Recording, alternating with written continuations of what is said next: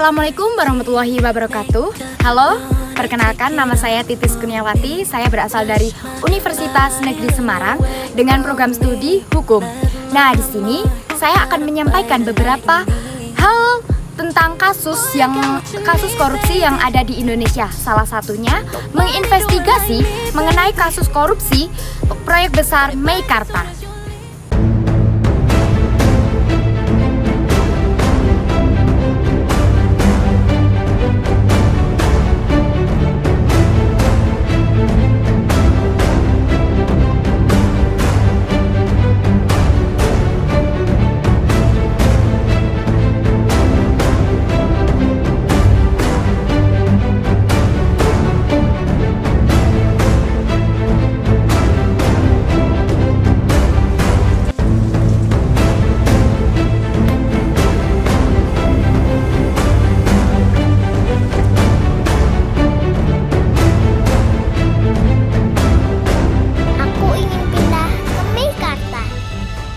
Halo teman-teman, siapa sih yang nggak asing atau nggak pernah mendengar mengenai aku ingin pindah ke Meikarta? Nah, itu merupakan salah satu slogan iklan yang pernah booming terkenal di tahun 2017 atau 2018. Nah, Meikarta ini merupakan proyek terbesar, proyek ambisius yang dinaungi oleh Lipo Group. Yang kita kenal pendirinya itu kalau tidak salah Bapak Mohtar Yadi. Nah, Meikarta ini digaung-gaungkan akan menjadi apartemen terbesar termewah yang ada di kawasan Asia Tenggara. Apartemen Meikarta ini terletak di kawasan Cikarang, Bekasi. Akan tetapi hingga saat ini deretan kasus demi kasus tahun per tahun yang dialami oleh apartemen Meikarta ini sangat runtut. Hingga saat ini apartemen Meikarta juga masih mangkrak dan kita tidak tahu apa kabarnya hingga saat ini apa. Kemudian kasus demi kasus juga terjadi di proyek Meikarta ini yang terjadi perizinan lahan, kemudian adanya suap, korupsi, kemudian adanya tangkap tangan oleh KPK dan yang melibatkan pejabat-pejabat daerah di sekitar Bekasi tersebut. Mari kita simak penjelasan berikut ini. Runtutan masalah demi masalah yang pernah dialami oleh mega besar proyek Meikarta. Yang pertama itu terjadi di Agustus tahun 2017. Nah, Pemprov Jawa Barat meminta proyek ini untuk dihentikan sementara. Kenapa? Karena untuk izin Meikarta sendiri ini belum dapat izin dari Pemprov. Yang awalnya proyek ini itu mendapatkan izin untuk 350 hektar, termasuk untuk proyek Onren Country yang kemudian izin tersebut diperluas sebesar 500 hektar. Tetapi proyek ini ada persoalan lain dan menimbulkan berbagai spekulasi masalah. Salah satunya yang diungkapkan oleh Wakil Gubernur Jawa Barat pada saat itu, yaitu Deddy Miswar. Deddy Miswar menyebutkan pada Agustus 2017 pihak Lipo Group menghentikan sementara untuk proyek Meikarta ini karena belum mendapatkan izin. Baik, permasalahan yang kedua ini terjadi di sekitar awal Mei 2018. Nah, permasalahan ini adanya gugatan pilot vendor.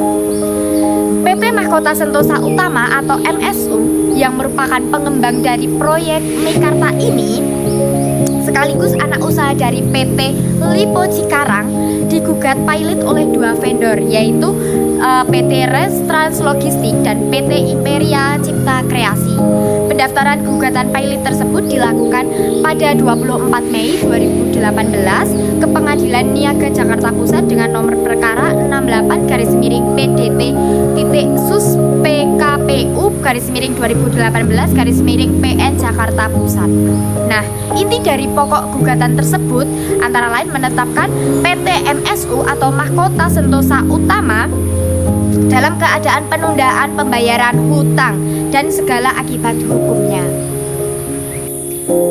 Setelah digugat ke Pengadilan Negeri Niaga Jakarta Pusat, kabar tidak sedap kembali menerpa mega proyek Meikarta pada Mei 2018. Nah, beredar kabar kontraktor proyek PT Total Bangun Persada meminta pada subkontraktor menghentikan sementara pekerjaan proyek Meikarta ini. Pada tahun 2018, tepatnya di bulan Oktober, KPK Komisi Pemberantasan Korupsi melakukan operasi tangkap tangan atau OTT di Kabupaten Bekasi terkait proyek Meikarta. Nah, diduga ada 10 orang yang diamankan dalam OTT KPK kali ini. Wakil Ketua KPK membenarkan adanya OTT terkait proyek Meikarta. Pihak-pihak yang ditangkap KPK antara lain ada Bupati Bekasi yaitu Neneng Hasanah, Kepala Dinas PUPR, dan para pejabat Pemkab Bekasi yang ditetapkan sebagai tersangka. Tersangka inilah diduga menerima total uang sebanyak 7 miliar dari pihak pemberi. Nah, duit itu merupakan bagian dari komite fee phase pertama 13 miliar. Selain itu juga KPK menangkap Direktur Operasional Lipo Group bernama Billy Sindoro. Billy ditangkap setelah ditetapkan sebagai tersangka kasus dugaan suap dari mega proyek Meikarta. Setelah adanya suap ini, pada Desember 2022, Perkumpulan Komunitas Peduli Konsumen Meikarta atau PKPKM yang beranggotakan lebih dari 100 orang yang telah membeli unit Meikarta mengadukan ke DPR pada Senin 5 Desember 2022. Nah, komunitas ini menganggap PT Mahkota Sentosa Utama selaku pemilik mega proyek Meikarta ini tidak punya itikat baik untuk membangun apartemen. Selain membangun apartemen, tidak ada itikat balik dalam mengembalikan dana para pembeli dan pembeli merasa tertipu. Nah, setelah itu pada Februari 2023 pihak Meikarta telah mangkir dari panggilan Komisi 6 DPR RI pada 26 Januari 2023, sehingga pada pemanggilan kedua Direktur LPCK Ketut Budi Wijaya dan CEO PT MSU Indra Anwar hadir dalam menghadap Dewan pada Senin 13 bulan Februari 2024, menyampaikan bahwa pihak DPR mendiskusikan keluhan para konsumen yang telah membeli apartemen di Meikarta. Hasilnya, konsumen dapat mendapatkan uang kembali melalui proses titip jual yang akan dilakukan oleh pihak Meikarta. Kasus Meikarta merupakan kasus skandal terbesar yang ada di Indonesia yang melibatkan para pejabat dan para pemilik swasta. Kemudian, proyek ini yang digarap oleh Lipo Group yang terjerat kasus suap atas perizinan pembangunan di kawasan Bekasi, Jawa Barat. Kasus ini mencuat setelah KPK melakukan OTT pada tepatnya di bulan Oktober 2018 yang mengamankan beberapa pihak yang terkait, pejabat terkait di Bekasi. Salah satu orang Surabaya termasuk kepala dinas di Kabupaten Bekasi dan pihak Lipo Group. KPK itu menduga adanya komitmen fee sebesar 13 miliar yang diberikan oleh para pengembang kepada sejumlah pejabat untuk memuluskan perizinan proyek Meikarta. Nah, proyek Meikarta ini membangun beberapa fasilitas. Yang pertama ada apartemen, rumah sakit, kampus, fasilitas lainnya, bahkan ada mall. Uang tersebut didistribusikan melalui beberapa dinas termasuk Dinas PUPR, Dinas Lingkungan Hidup, dan dinas-dinas lainnya yang ada di Kabupaten Bekasi. Nah, sejumlah tokoh penting yang terlibat dalam kasus ini antara lain ada Bupati Bekasi yaitu Neneng Hasanah Yasin dan beberapa petinggi Lipo seperti Billy Sindoro. Nah, Neneng Hasanah Yasin divonis 6 tahun penjara karena memang menerima suap dari Billy dan mendapatkan Billy juga mendapatkan hukuman atas keterlibatan dalam kasus tersebut. Proyek Meikarta sendiri mengalami berbagai macam masalah termasuk keterlambatan dalam pembangunan, penyerahan unit, kemudian penyerahan gaji untuk para pekerja, dan proyek ini semakin buruk di mata publik.